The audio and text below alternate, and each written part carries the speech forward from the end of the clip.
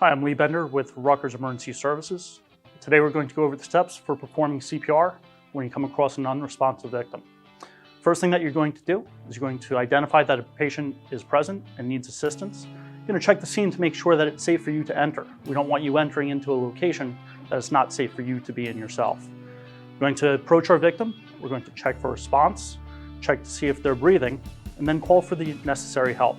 To do that in most locations, it's going to be simply dialing 911 and answering the dispatcher's questions. Somebody call 911, get me an AED. You're going to check the victim again, make sure that they're not breathing. Make sure that you spend at least 5 seconds, but no more than 10 seconds checking to see if they're breathing. And if they're not breathing, you're going to start performing compressions. When we give compressions, we're going to push down at least 2 inches on the lower third of the victim's chest, making sure that we come up each time. We're going to do this about 30 times, pushing to the tune of Staying Alive by the Bee Gees. After each 30 compressions, we're going to give 2 rescue breaths to our victim, watching for the chest to rise each and every time, and then immediately go back to performing compressions. You're going to continue doing this until an AED arrives, whether it's after you have gone to retrieve it, or you identified somebody on location to help you and brings it to you.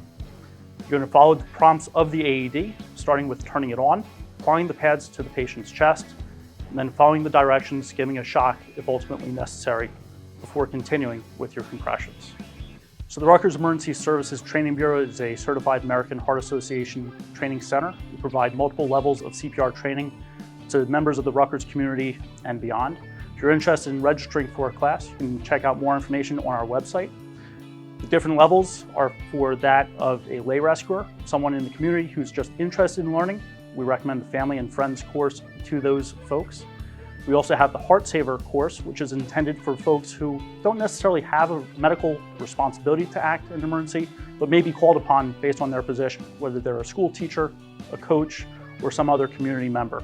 We also provide the BLS, Basic Life Support Program, which is intended for all professional rescuers, EMTs, doctors, nurses, paramedics, and others who will be involved in a medical response.